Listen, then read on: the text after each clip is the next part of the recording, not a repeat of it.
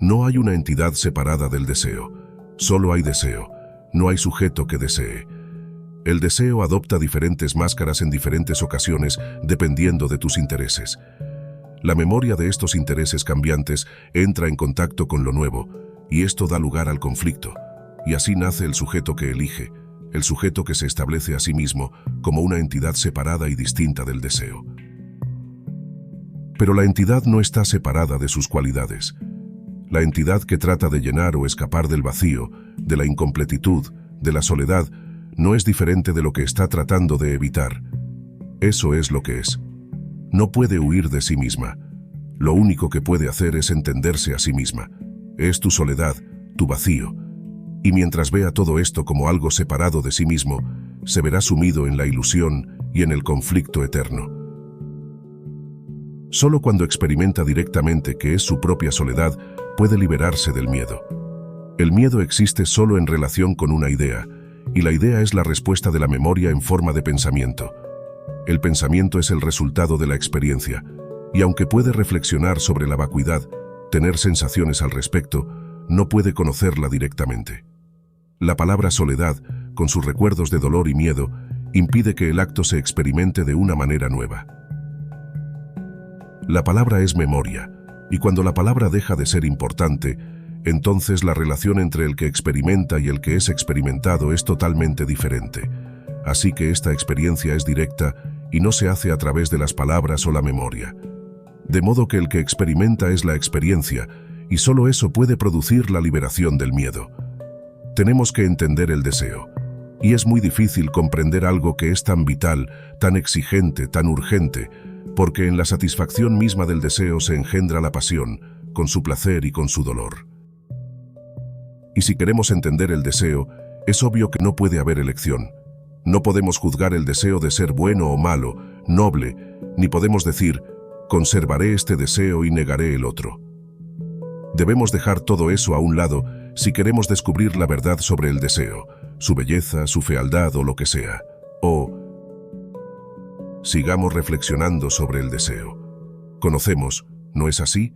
El deseo que se contradice, que es tortuoso, que nos empuja en diferentes direcciones. El dolor, la confusión, la ansiedad del deseo y el intento de disciplinarlo, de controlarlo.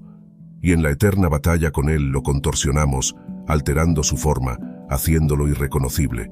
Pero él permanece allí, constantemente observando, esperando, tirando. Haz lo que quieras, sublimadlo, huid de él, niégalo o acéptalo, hazle todas las concesiones, él siempre estará ahí. Y sabemos hasta qué punto los menos religiosos y otros nos han dicho que no debemos tener deseos, que debemos cultivar el desapego, estar libres del deseo, lo cual es verdaderamente absurdo, porque el deseo tiene que ser comprendido, no destruido. Si destruyes el deseo, también puedes estar destruyendo la vida misma. Si perviertes el deseo, le das forma, lo controlas, lo dominas, lo suprimes, puedes estar destruyendo algo extraordinariamente bello. ¿Qué pasa si no condenas el deseo? No lo evalúas como bueno o malo, pero son simplemente conscientes de ello. Me pregunto si sabes lo que significa ser consciente de algo. La mayoría de nosotros no somos conscientes, porque estamos demasiado acostumbrados a condenar, juzgar, evaluar, identificar, elegir. La elección, por supuesto, impide ser consciente, porque la elección siempre tiene lugar como resultado del conflicto. Darse cuenta cuando entras en una casa, ver todos los muebles, la alfombra o la ausencia de ella, etc. Simplemente ver, ser consciente de todo ello sin ningún sentido de juicio, es muy difícil. ¿Alguna vez has tratado de mirar a una persona, una flor, una idea, una emoción, sin ningún tipo de elección, sin ningún tipo de juicio? Y si hacemos lo mismo con el deseo, si vivimos con él, sin negarlo y sin decir, ¿qué haré con este deseo? Es tan feo, es tan desenfrenado, es tan violento, sin darle un nombre, un símbolo, sin cubrirlo con una palabra, entonces seguirá causando alboroto. Es el deseo, entonces, algo que debe ser dejado de lado, que debe ser destruido. Queremos destruirlo, porque un deseo va en contra del otro, dando lugar al conflicto, al sufrimiento y a la contradicción. y es fácil ver lo mucho que intentamos escapar de este conflicto permanente. Por lo tanto, es posible ser consciente de la totalidad del deseo.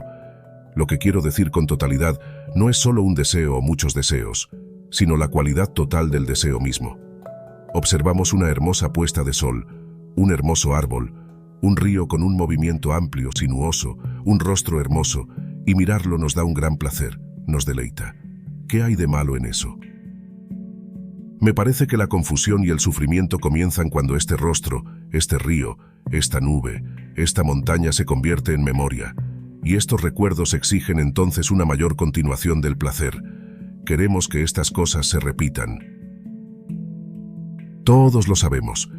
Yo he conocido un cierto placer, o tú has sentido deleite en algo, y queremos que se repita. Ya sea un placer sexual, artístico, intelectual, o de cualquier otro tipo, queremos que se repita, y creo que ahí es donde el placer comienza a nublar la mente y crea valores que son falsos, que no son reales. Lo importante es entender el placer, no tratar de deshacerse de él. Eso es demasiado estúpido. Nadie puede estar libre del placer. Pero es esencial comprender la naturaleza y la estructura del placer, porque si la vida es todo placer, y si eso es lo que queremos, entonces junto con el placer viene el sufrimiento, la confusión, las ilusiones, los falsos valores que hemos creado, y por lo tanto no puede haber claridad en absoluto. Tengo que descubrir por qué el deseo tiene una fuerza tan fuerte en mi vida. Puede ser correcto y puede no serlo. Tengo que averiguarlo. Lo veo. Surge el antojo, que es una reacción sana y normal. De lo contrario, estaríamos muertos. Veo algo hermoso y digo, oh Dios mío, quiero eso. Si no quisiera, estaría muerto. Pero en la búsqueda constante de la satisfacción del deseo hay dolor. Ese es el problema. Hay placer y hay dolor. Veo a una mujer hermosa y es realmente hermosa. Sería completamente absurdo negarlo, decir, no, no es bonita. Eso es un hecho. Pero ¿qué es lo que da continuidad al placer? Es obvio que es el pensamiento de ello. Pienso en él. Ya no hay ninguna relación directa con el objeto, que es el deseo, sino que ahora el pensamiento aumenta este deseo al pensar en él, al formar imágenes, cuadros, ideas. El pensamiento entra y dice, por favor, tienes que leer esto. Eso es crecimiento. Esto es importante. Eso no es importante. Esto es vital para tu vida. Esto no es vital para tu vida. Pero puedo mirar algo y sentir deseo.